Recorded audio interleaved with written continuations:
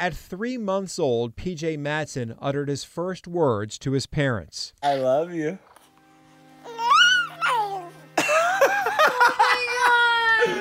The only words he would ever say. Weeks after this video was taken, PJ's parents placed him in an incline sleeper where he slept every night since birth. When his father went to wake him up in the morning, PJ was lifeless. He was in an inclined bassinet and he was able to roll over in it because of how narrow it was. And he was on his stomach, and mixed with the incline and him being on, his stomach, he wasn't able to breathe. And he passed away that way from being in the bassinet.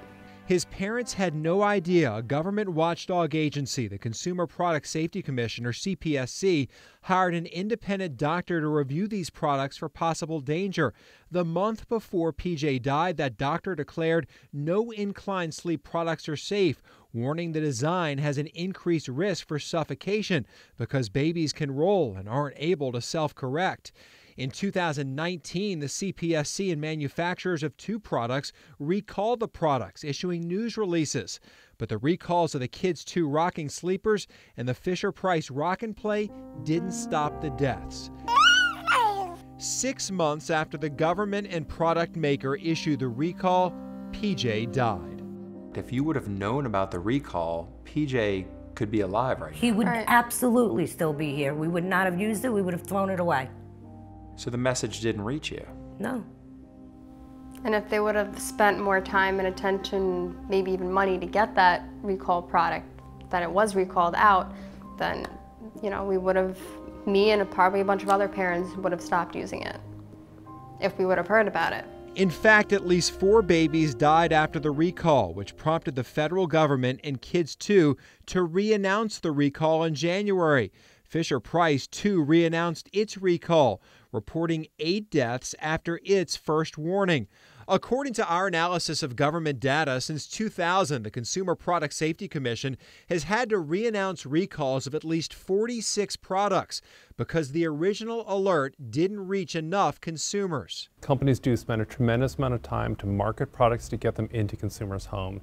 They should be spending as much money if they find out that there is a defective product to get them out of consumers' homes and keep families safe. Both Kids 2 and Fisher-Price declined our request for a comment. Both companies posted about the original recall on their Facebook pages and Twitter feeds, but neither company has mentioned the re-announcement of the recall on their social media channels. They did on their company websites. And the way laws are written, the federal government can't force these companies to do more, to do a better job alerting consumers. There have been products that have been recalled, and after the recall, people have died. That is true. I mean, that's unacceptable. I think that those are exactly the things we're trying to prevent by pushing companies to get the announcements out quickly and to be able to provide an adequate recall. In fact, we were able to find these recalled products online and buy them. Here's a Fisher-Price Rock and Play we purchased in December. Since 2010, at least 100 infants have died in one just like this. We were able to buy a Fisher-Price Rock and Play online easily. We got it delivered to us. Yeah, I mean that's just wrong. I mean we need to be able to set up a system where consumers are aware of these risks and have the incentive to take advantage of them. It's illegal to sell recalled products, but we bought the products on Facebook Marketplace.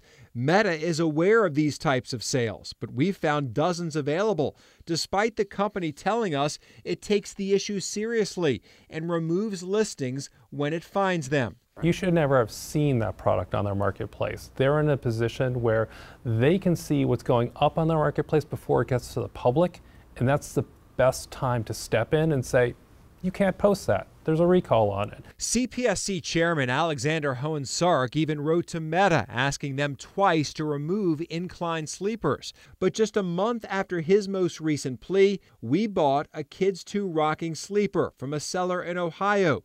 This sleeper similar to the one little PJ was in. I think there needs to be stricter regulations on things like that, like Facebook Marketplace trying to sell it. It needs to be out there, and people just need to take it serious because people don't take it serious. Because like my mom said, They say it won't happen to me, or I used it with my kids, they were fine, but it takes one time for something bad to happen, and you just never, you don't know. You don't know what's gonna happen. During our interview, Lydia Calvaca held her granddaughter Ryan tight. I have a hole in my heart. Not a day goes by that I don't think of my grandson. Not a day. When not in her arms, she checks on every one of Ryan's deep breaths. She does the same thing with her granddaughter Dylan, frightened she might lose another baby to a defective product. Yes, I'm scared. I can't sleep. She doesn't know this, I've never told her. But with Dylan and with Ryan, I'm afraid to sleep. I'm afraid something that happens only to other people is gonna happen again, you know?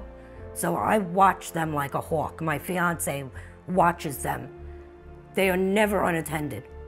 It sucks because I wanna be able to enjoy them the way I enjoyed PJ without worrying and being nervous that something's gonna happen. And this incident has taken that away from me. It's taken some of my joy for my other grandchildren away from me, and that angers me.